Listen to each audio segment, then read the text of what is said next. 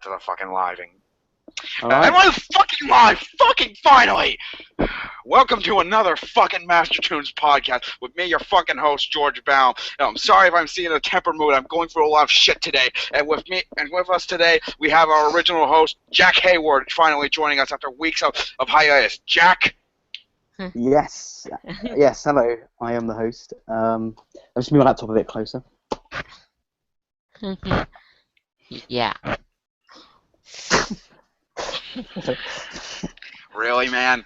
Fucking really? I am wearing pants. English pants, not American pants. Really, man? Your first podcast in weeks, and that's why you introduce yourself? Yeah, I'd just like to take the time to say thank you to everyone while I've been busy with like work and I had a stag do and stuff. So thank you very much for looking after the show and keeping it going. You're welcome. Yep. But anyway, and also we have our usuals, Proto Reed and Ryoga316. Hello, guys. And today we will be talking about, I think, only about two things, really, because there are only two things relevant right now. Fant4stic, and Nickelodeon's brand new Alvin and The Chipmunks abomination. Yeah. See, 2015 started off really good for like shows and movies and that. And then it went all downhill. Yeah. Fucking Alvin and the Chipmunks. Let's get that out of the way first. For those of you who are not aware of this, thank you. You're blessed. Nickelodeon has released a brand new Alvin and the Chipmunks show, airing weekdays on Nick. Alvin and the Chipmunks, George. It's Alvin! Ah, my ears! What the fuck? It's Alvin and the Fuckmonks for all I care. And it's a brand new show that's going to be airing weekdays on Nick for the next week now. And Ryoga, give the rest of the details, because I really don't want to go too much into this and remind myself of it. They are going to do a sequel series on after this one, and apparently the name is just Alvin and the Chipmunks again, but they're adding in another A and an extra exclamation mark, and they're going to have the font in each one in gold. Really? That's their plan. Wow, that's perfect planning right there, Nick. Perfect planning. Fuck. And basically, as far as the Chipmunks are concerned, if you actually at least watch the original series or the movies or even the original recordings by Robert Bagdasarian Sr., the creator, it's pretty much what you expect. It's still the same thing. It's still Alvin and the Chipmunks. Yeah. So, But it's just the only thing that's different. I did watch a few episodes earlier. The only thing that's completely different is the fact that it's entirely CG. But that's about it. And the fact that the designs are fucking horrifying. Seriously, look them up. They're terrifying. They gave me nightmares. Like, full disclosure. On the way down here, I'm currently in Long Island. On the way down here, I watched the horror movie It Follows on my laptop. I was terrified of that movie originally. Now that movie is like the Care Bears movie compared to these fucking things. Seriously. These are some of the worst character designs I think I've ever seen in my life, because they try to go like a halfway point where they trying to make them look humanoid, but they also try to look, they're still like the size of chipmunks. So it creates this really, really bad uncanny valley thing with their faces and the way their bodies are structured. And it's just fucking creepy to look at. I mean, then again, if you look at the film versions, the chipmunks look more like a chipmunk than human. Exactly. That's honestly they're doing a complete 180. Those movies got right. I mean, I would say that the original series, they were able to hit the right spot wherein they're chipmunks but still look like a bit of like little kids. But it's a nice blend. In part because of the fact I did grow up watching the original series, so I do prefer the original designs than the modern one. That being said, if you watch the actual animation, it's kind of reminiscent of Jimmy Neutron back in the day, which Yeah, is not a good thing. It does look like you're watching a cartoon from 10 years ago. A Steve Weaver exactly. Like Jimmy now. Neutron had an excuse. It was came out in like 2002, 3 maybe.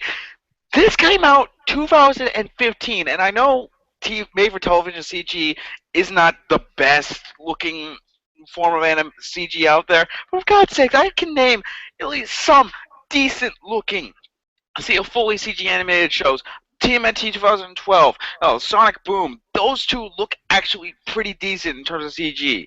Sonic Boom Kicks looks on the good, other hand, actually. Yeah. oh my God, sweet God Almighty!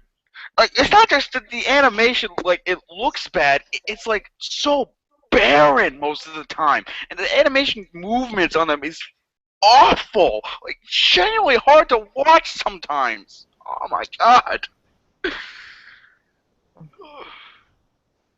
Yeah. And What from about? what I can understand, the um, the animation is done by a French company called Wido Productions. So they're pretty much the one who did. They're the ones who. They're actually the very same company behind Sonic Boom. So you have this French company who did Sonic Boom and Alvin and the Chipmunks, and you could actually see the difference between how these two products are. And yes, I would say I don't want Sonic Boom that much, but yeah, if you compare the two side by side from the same company, they did a better job with Sonic Boom than it is with the Chipmunks. Even that fucking Netflix Inspector Gadget show looks better than this. Oh, and that was bad. That was bad. That's how low we sunken people. What about the voice acting? What's that like? Oh my Now, God! Wow. Okay. the voice acting, from what I hear, is done by the original cast of the '80s cartoons. So, And so to be basically, honest, Rob Bagdasarian Jr., the son of the creator, and his wife did do all the chipmunk voices there. it's not that bad. Like it's not particularly good, but it's passable in terms of some of the voice actors. The voice of the chipmunks are fine, but the voice of the humans are just. For I mean, lack of a okay, better word. I can give a quote on this because these are the original actors from the '80s cartoons, and I did grow up with it. They still sound exactly the same. Ross Bagdasarian played Dave, Alvin, and Simon. His wife, Janice Carmen, who's also the creator of this version, plays Theodore and the Chipettes. And like I said, they pretty much sound exactly like they was back then. Uh, but I will say that then again, if you happen to have the right tools, you can pretty much sound like any of the Chipmunks. Yeah. If I remember correctly, in the film version, Jason Lee, who plays Dave in the films, also provided the voices of the Chipmunks there. Really? Yes, No, wait, no, it wasn't him who did the I voices. think It he was at least played Alvin. I forget. He did the Chipmunk voice of Alvin there. That was Justin Long who did the voice of Oh, Justin Alvin, Long, rather. My mistake. and it was Justin Timberlake, I think, as Theodore for some reason. That's that exists for some reason now. The fuck. But like I said, it's really hard to tell because anybody can do Chipmunk voice with the right tools. Exactly, which makes the question: why are you hiring actors like Justin Long, and Justin Timberlake to voice chipmunks when you can cast like anyone to voice the chipmunks? Celebrity Right. power, that's why. I Even mean, it's then, not who like kids are gonna know about Justin Long and Justin Timberlake? I was a kid and I watched those movies and I had no idea who the hell they were. I mean, compared to like We Bear Bears recently, where you basically have all these comedians playing their characters, and you could easily tell from their voices and their designs that it's actually them. Charlene Yee as Chloe, you could easily tell from her looks and voice. Bobby Moynihan as Panda, and so on and so forth. But in the Chipmunks, the only persons who would actually notice the difference, from however small it is those who actually grew up with it. So since I did grow up watching the original 80s cartoons, I recognize them already. But if it were my niece and nephew watching this, they wouldn't tell the difference between that and the film versions. Okay, that makes a lot of sense. Children are And stupid, don't forget that. yeah, yeah. Right. And then No, there's no offense the to your niece. hands down the worst aspect of the show, which trust me, is saying a lot. In every single episode, and this is something that Nick apparently said, there's going to be a musical number, which is fine because like there have been shows in the past that use like musical numbers in each episode. See Phineas and Ferb. But good God, wow! I'll put it this way: these songs make the songs in the movies, like the remixes of like classic pop songs, current puns, make them look like the soundtracks for like very classic musicals. I'm dead serious. Okay, this was something that when I was doing I was working on a review on my review of Chipmunks, I didn't actually bother putting my take on the musical numbers because this is in part because I was reminded of me growing up watching the original 80s cartoons, which they also did the same thing. They did songs for the late Michael Jackson, Aretha Franklin. I think they did the Beatles too, but I'm not so sure. But as a kid growing up, I actually dig those. I enjoyed hearing them. And Well, that, that's but because they were actually done. They're remixes of songs by good artists.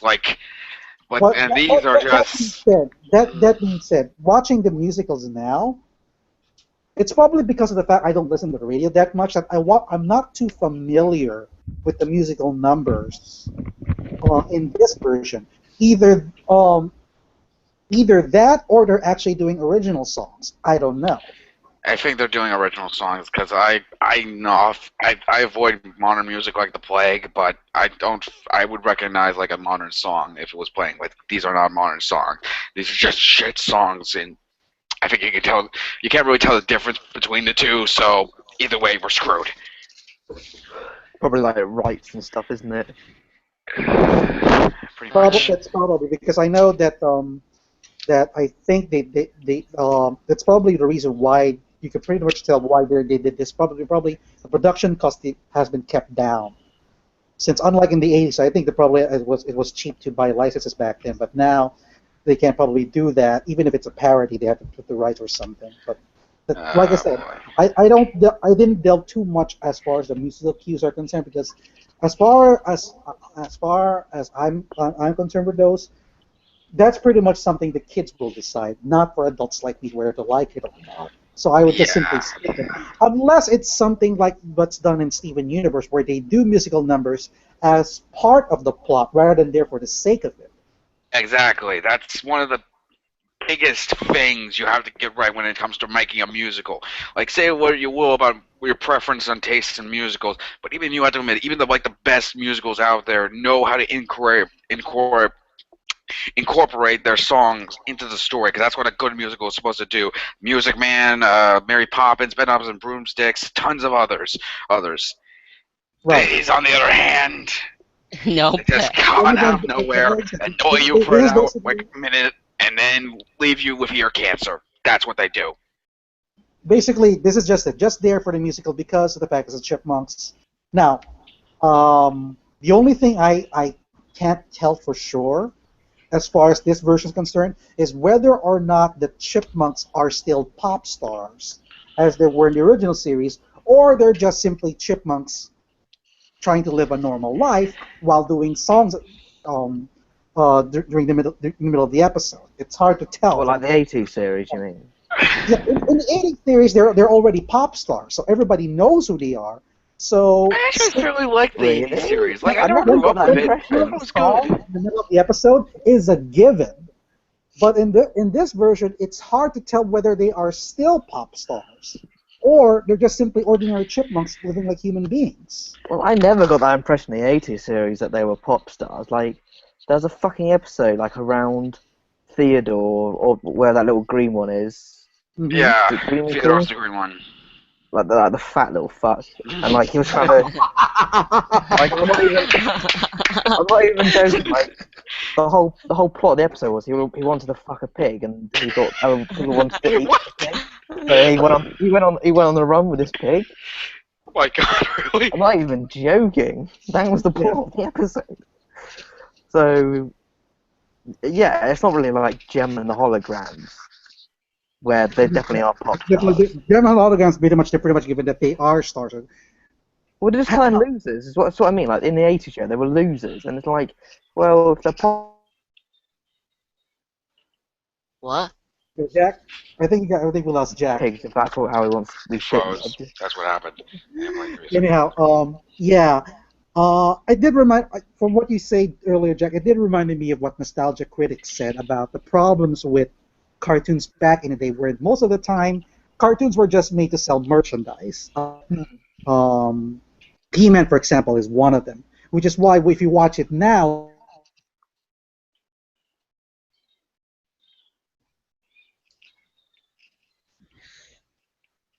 Ryoga? You crashed on us, I think. Ryoga? Oh dear, we are in trouble. Oh fuck. It's you! You're the reason this is happening! Oh fuck.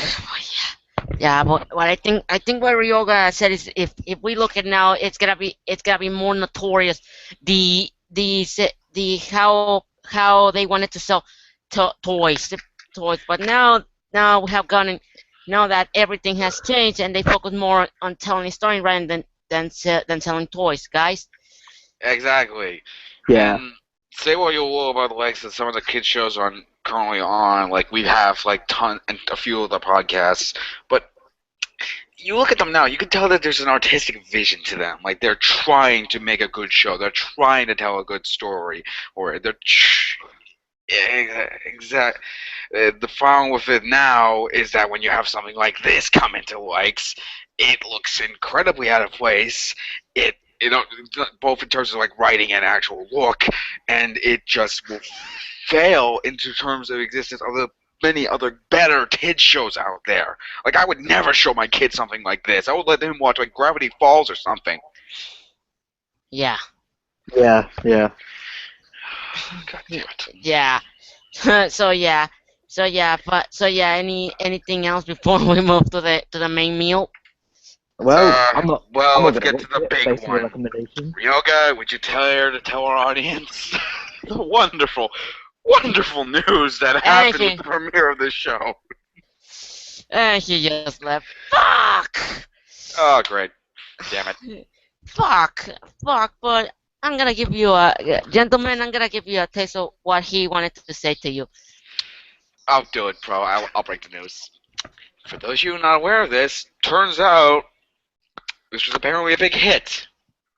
Yes. Not only a ton of people like this, it did really well as well. Like in terms of ratings. It's currently among Nick's highest rated shows currently on. And it also topped Steven Universe in terms of Cartoon Network's ratings as well. I'm gonna go hang myself now. Yeah. My first thought on that was this, and the rest. Good God, the humanity is fucked. Humanity is fucked, but yeah. After that bittersweet tone, shall we move on, guys? Yeah, when Alright. George gets Let's back to killing himself. I'm a ghost now, so let's get back to the big news. We'll say that for the Halloween podcast where I actually end up killing myself on air and come back as a ghost. Anyway, for those of you who aren't aware of this, where have you been for the past couple of months? With the recent premiere of Fant4stic 4, or as I like to call it, Fant4stic, because that's what the poster says. Seriously, look at the poster. It says Fant4stic. And guess what? Everyone was expecting. And for those who aren't aware of this, we actually have talked about this several times on our previous podcasts. You guys want to give any insight onto that? Yeah, we pretty much bashed the loving shit out of that production news. But But now that he has premiere, guys, We if were we look at wrong, right? No, we were no, dead fucking freaking wrong. Cause this thing not only bombed critically, holding at a 10 and ranging from a 10 to a 9 on Rotten Tomatoes, being on par with Catwoman, along with as the worst reviewed superhero movie on Rotten Tomatoes. But this is a massive bomb in general. It only came up with about like 200, like 20 million at the box office over the entire weekend. and not even the and not even its earnings on the rest of the world did any favors to, because it earned it in around the globe around $11 million, and pretty much it's a bomb. Honestly, it's going to take a miracle worker for this thing to actually at least make its money back. Because otherwise, we're looking at this like the next one of what will go down in history as one of the biggest bombs of the last couple of decades. Maybe Yeah, it'll be big in Japan. nah, not even Oh, the not even Fantastic Four. Wait, it's shit. It's really shit. yeah, not even Japan is gonna like them, but only one of us has seen the film, so let's talk about the other the behind the scenes that actually has going on after the reviews have been going on, Because guys. that's not the thing that everyone's trying to focus on. The actual film. No. We're just focusing on who the hell is to blame for it being a bad film. Okay. I mean, like Full I said, disclosure. like we said earlier, that if there's one thing the Fantastic Four did pretty much good at, is the fact we have this huge drama that's been going on since the past year that turns out to be far more interesting to talk about than the actual film itself. Well, that's because not only is this production insanely like terrible for these people, this is like one of the biggest disasters I think I've ever seen in my entire life. Like the director kept showing up drunk, on drugs, or didn't show up at all. The actors were under a lot of stress. Fox kept making edits and rewrites. Right? It was a mess, and now everyone's pointing out who is to blame for all of this. And this for both it being a financial bomb and a critical bomb, and everyone hating it now. I can't say I haven't seen the movie. Proto has. So please, Proto, what do you think? Who is to properly blame? Me and my. After watching the film, I can see in some parts both of them are pretty much the Well, fault. In after seeing the film, I can say both can have the fault, but the ones that have the most the ones that are most responsible of this train wreck is Fox, because this does it because the film felt like an entire plot for what's coming instead of a film. That's what I felt during my experience with the film. I've got a theory, if I may. okay, go Go on. nuts. Okay, I think originally what happened was so Josh Trank, Yeah. he directed Chronicle, yeah. Yeah, which was a incredible, really well movie, and probably the Good. best like X-Men or like Fantastic Four movie we've actually gotten. Yeah. So he did Chronicle, and then Fox was like, you know what? He did a superhero movie before, and it was good. Let's give him one of our upcoming projects. And they went up to him and said, like, how would you like to direct a big film? We'll give you lots of money. You can do whatever, be your film. Yeah. We'll give you Fantastic Four. And Josh was like, yes, like, I really want to do, my first big movie, and it's, a well-established franchise and all that stuff. So Josh Trank jumped on it, right? And in his haste, he must have signed a contract that allowed Fox to make changes here and there. They probably fobbed them off because of inexperience. He couldn't look out for those kind of flaws in the contract, whatever.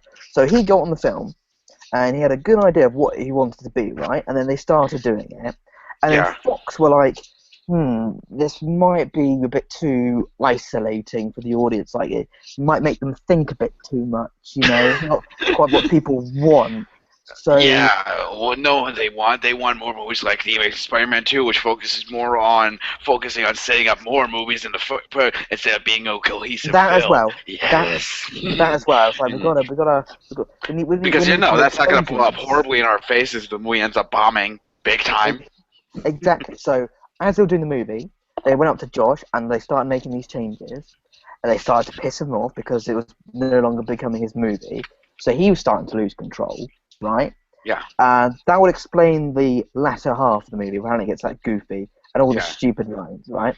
Then they turn around and we're like, you know that film, that Bryan Singer movie did, the X-Men Days of Future Past, that had some like thinky bits in it.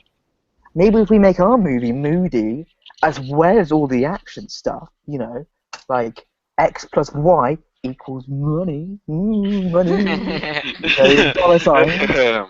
So they went back to Josh and they were like, "Oh, we got to put these lines in there, make it like, make it all serious." And it's like, just let me, you know what, you just do it. Put whatever the fuck you want in. I do not give a shit anymore. So that was his outburst. And as such, I know the stupid lines got in the movie, and Josh was like, I don't give a fuck anymore. You're not letting me make the movie I Yeah, want to make. honestly, I don't blame him. If I had to deal with that kind of stuff, I honestly would show up drunk and high onto set as well. And that is why we got the movie we have. It's because Josh Trank was inexperienced, and he wasn't strong enough, and he got given a shitty contract. Yeah. And Fox just basically pushed him around and twisted the movie until it was no longer what it should have been. Well, here's the thing, Actually, that's my theory. Jack, with relation to that, Max Landis, who actually worked with Josh Trank in Chronicle, actually did make some tweets about Chronicle and its relation to Fantastic Four, and you pretty much nailed what he simply said. Is that when Josh and Max made Chronicle, their success was merely, as Max calls it, was a fluke because compared to a big budget film like Fantastic Four, Chronicle was a smaller budget, and yeah, it was made on a budget like I think $8 million or something. Yes, so it was very, very tiny, and unlike the Fantastic Four, Josh and Max were given a lot of creative freedom. But well, yeah, like it definitely shows as well, because like Chronicle, if you don't know, it's about a three teenagers who gain superpowers, and throughout the entire movie, it's a found footage movie, so you only see it like through a handheld camera. The difference being, it's not like a typical found footage movie like say Wreck, Paranormal Activity, or Cloverfield. It's not shot like through footage. It's shot through like different types of handheld cameras. Like there's a scene involving him robbing, I believe it was a gas station or something, and one of the shots that shows you inside the gas station is a gas station camera, and that's how you basically see the entire movie. And it's really dynamic. It's really interesting as well. Right, and the problem was that according to Max, besides Chronicle, Josh's only experience in filmmaking was basically doing a web series. That's about it. So he really doesn't have that much directorial experience. And in the case of Fantastic Four, it was done with such huge oversight by Fox that I would pretty much say that Josh simply gave in to the pressure of making a series like this. Which honestly, I don't blame him. Like everyone, like I'm part of it. There's this group online called refugeesofspill.com, and there's this guy who constantly saying like, oh, Josh is to blame here. He was an insecure asshole about this, and the Fox isn't to blame. Here's the thing. Both of these people are to blame. Josh for not being like responsible and taking up his own project and saying screw you Fox and just leaving them with their with what they had, with the mess they have, and putting it back in development hell, and Fox for fucking up Josh's vision. Like Josh originally said, he wanted to make this movie kind of like a Cronenberg movie. I'm not joking. Look it up. Right. And here's the thing, as well. Like another thing that really pisses me off about all of this. This is another case of taking a newcomer director and attaching him to a big franchise and expecting it to work. I got 3 examples. I have 2 other examples. Colin Trevorrow with Jurassic World, and Gareth Edwards with Godzilla. You want to know what both of these films have in common? Not just because of newcomer directors, but take a look at the previous movies. Monsters and Safety Not Guaranteed. Monsters was a piece of shit, but Safety Not Guaranteed, really great movie. So you would expect that guy to make a decent movie out of that, right? You'd be fucking wrong because that movie was fucking terrible too. Oh, sweet Jesus. So this just shows that we need to stop taking people who have previously only done one movie and letting them branch out and do some other things to show that they're capable of handling something like this. Let them get more experience and then put a lot of pressure onto them. Yeah. Yeah. Here's probably another reason why they would put a director like that. Not much in terms of Fox.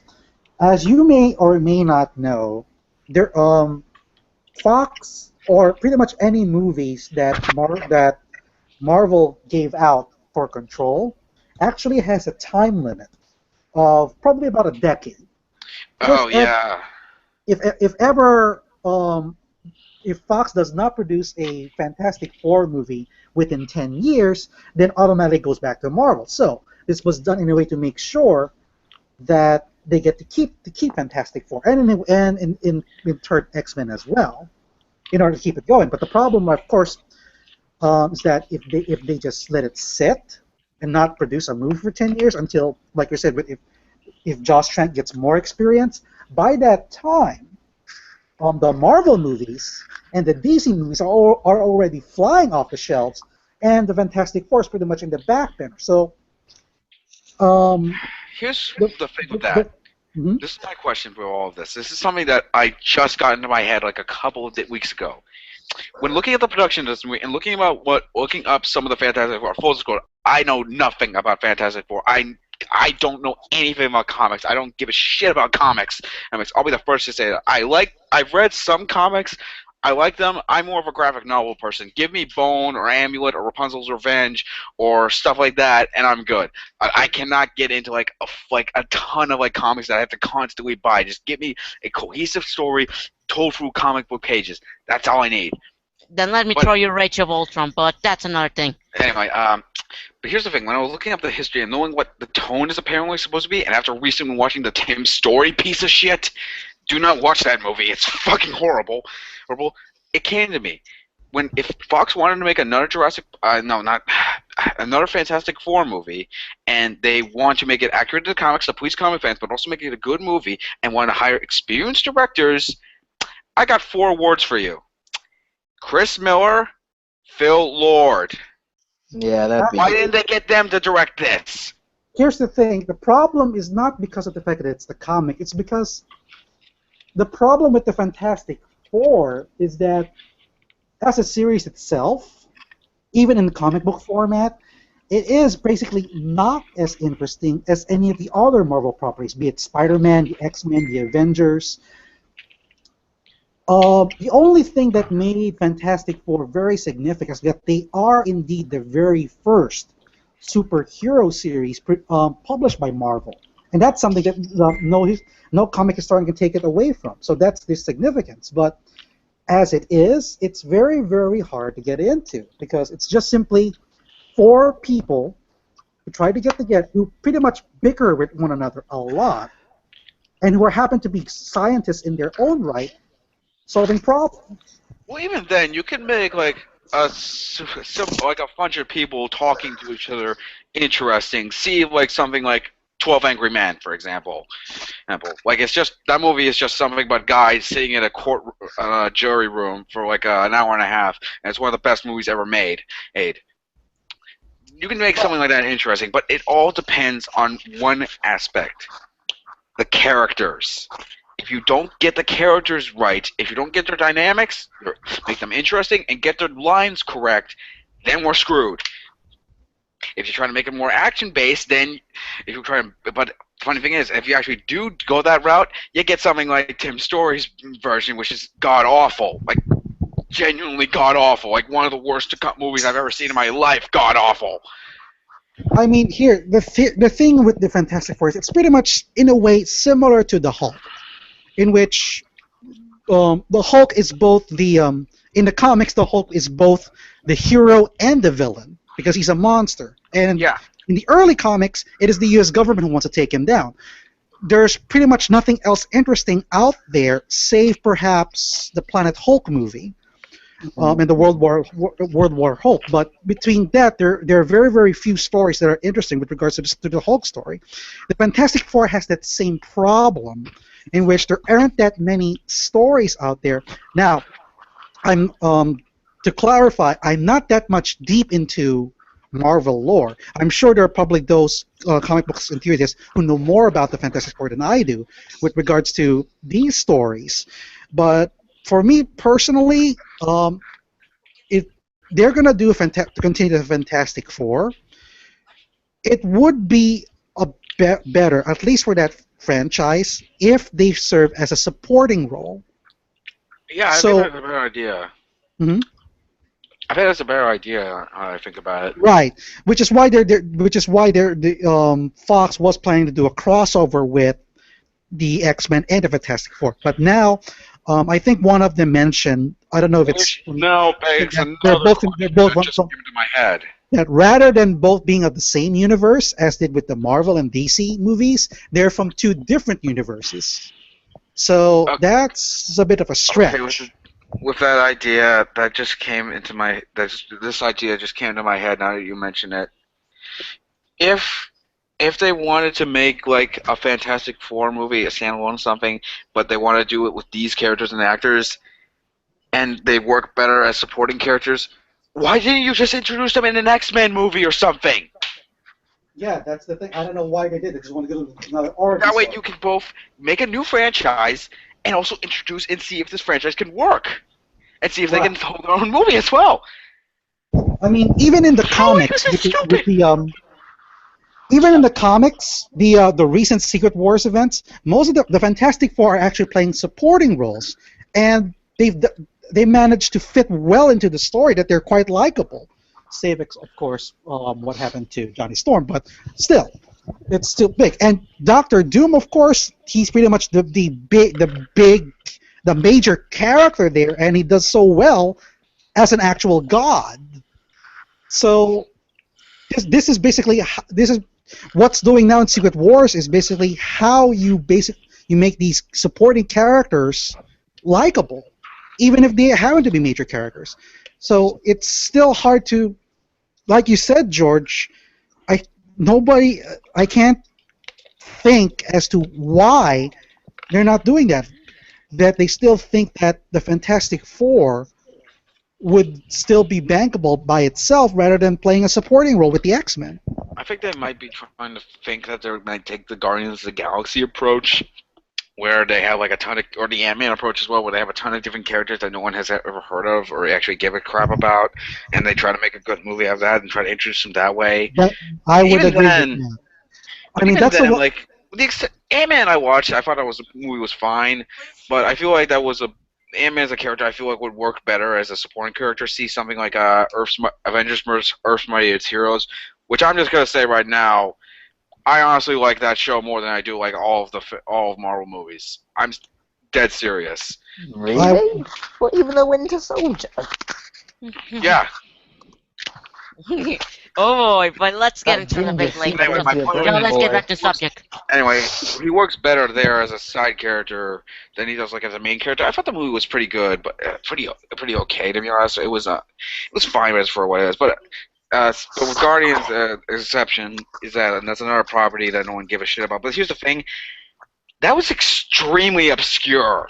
Like, name one person who knew about Guardians of the Galaxy before that movie was announced. Hardcore not- comic book fans. Exactly. And anybody who's seen Earth's Mightiest Heroes. That's it. Nobody else.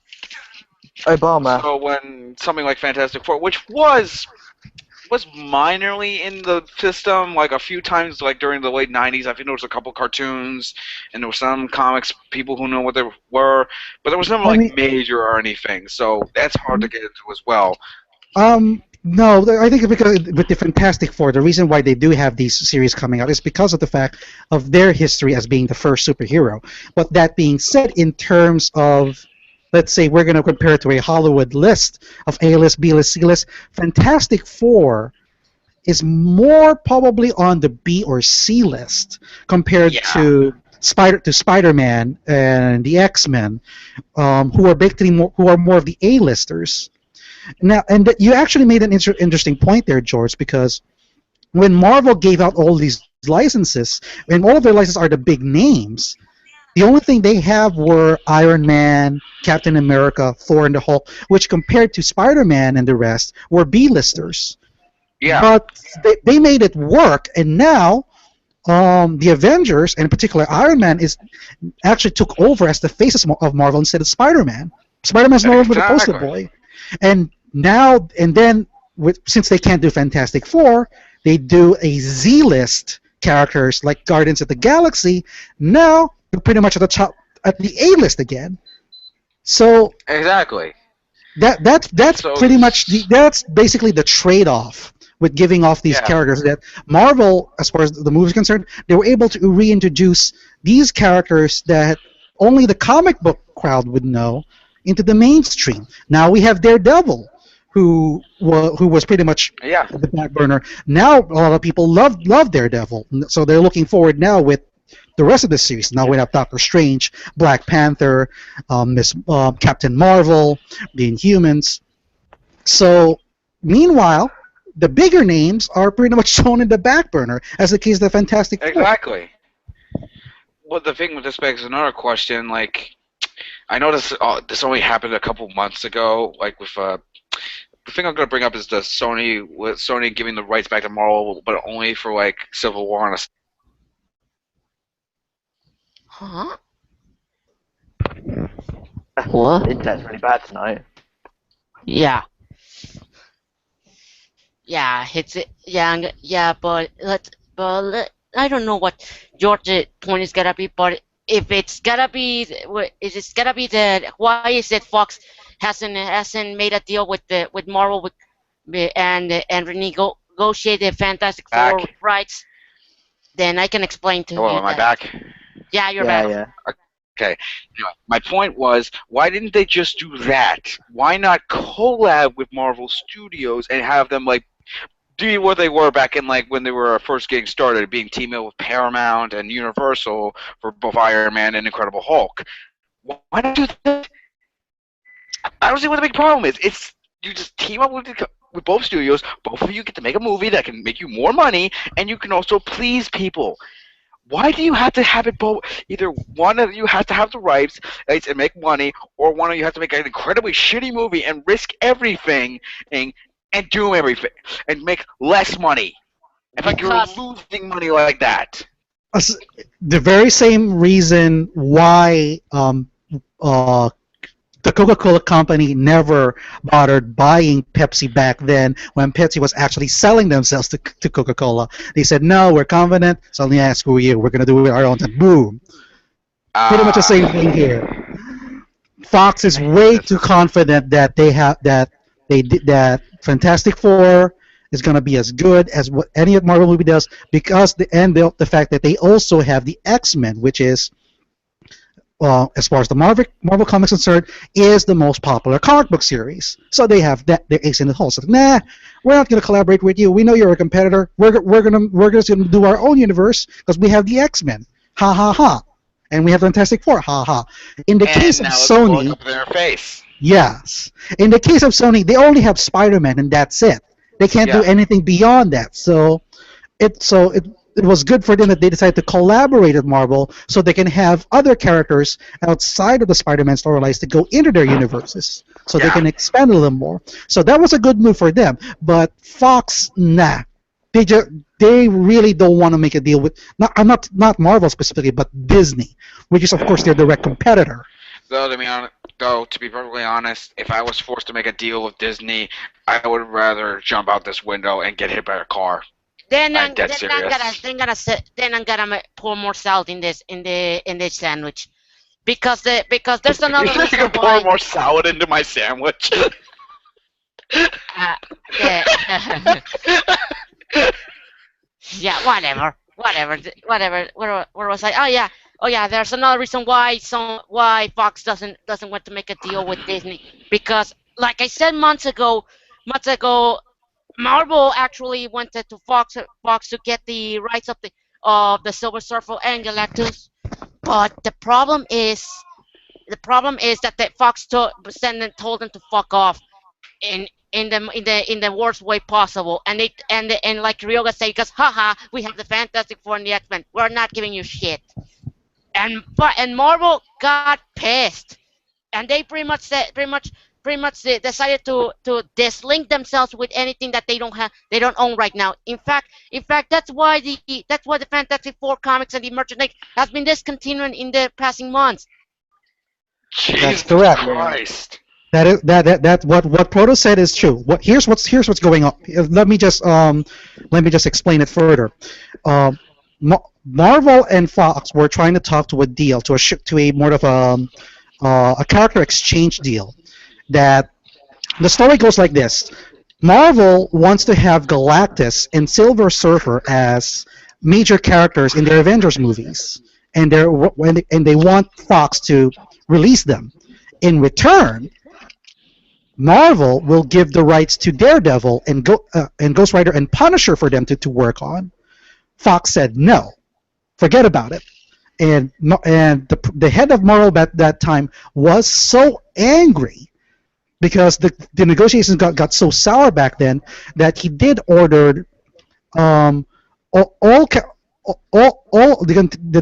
did order the discontinuation of the Fantastic Four because under the current agreement with Marvel and Fox, any story that Marvel Comics produces, along with any new characters in the comics, they're Fox's property, and they don't want that. Any toys that Marvel decides to produce, they're Fox's property. They don't want that. Anything merchandise regarding the X-Men and Fantastic Four, that's Fox's property. They don't want that. So you don't want to make money? Is that what you're saying to me? Exactly. You fucking idiots! Wow, I thought Sony was bad. Like I thought, say what you will about their Amazing Spider-Man movies. At least they tried. They at least had a somewhat competent balls to go into this kind of stuff. But this is just insane. Exactly. This is why the Fantastic Four comics were discontinued, and instead, as far as the comics are concerned, the Fantastic Four will play supporting roles. For example, Benjamin Grimm, the Thing, will now be the newest member of the Guardians of the Galaxy, but he will no longer join with the other four. So that's gonna be what's gonna happen to the Fantastic Four from that point forward. The only exception here would be the X-Men, because the X-Men is still a popular comic book. Marvel can't get rid of it. So what they're doing is they're telling the writers, don't make any more new characters, because otherwise Fox will own them. But you can continue your stories as is. But we're gonna make them separate from the main Marvel continue. They'll be their own universe. They will probably join a thing or two, but they're not going to be a major part. So that's a compromise Marvel has to do because they don't want to cut off what is basically their top-selling comic book series. God damn it. That's how bad it is between Marvel and Fox. Yeah, yeah. You can. Say what you will about what Sony did with Spider-Man. Say how much they ruined him. Say how much they exploited him. Tried to say Alright, copy what guys, Marvel was doing. I've got to go. Oh, okay. Okay, Sorry, see you later, Jack. Just a minute, mate. Just a minute. Sorry, I've got to talk about house stuff. But Oh, you okay. guys carry on. You're doing a fantastic job. Oh, And thanks, man. It's great to hear your Thank you voice very again. much for. That's very much for looking after things here. No I'll see you guys problem, later. man. Carry on. Good luck with the Fantastic job. Four can go fantastic fuck itself 4 times. Oh, that's good. Alright, And just like that, Jack just won this entire podcast.